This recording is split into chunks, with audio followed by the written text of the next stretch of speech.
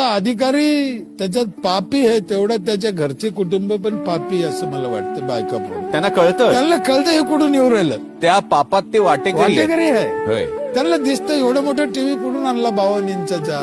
30,000च्या पगारात 52 इंची टीव्ही येतो का? नाही येत ना. एवढी गाडी येते का फोर व्हीलर? म्हणजे बायका पोराला कळतंय. उलट ते त्यांना प्रोत्साहन देते, आपल्याला हे घ्या, आपल्याला हे घ्या.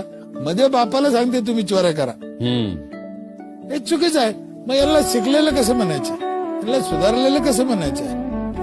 शेवटी तो ज्याचा त्याचा प्रश्न आहे. जो जसे करेन त्याला ते तसं भरावं लागेल. प्रश्न तुम्ही किती पैसे खाल्ल्याचं नाहीये, तुम्ही समाजाला मागं वळलं हाय.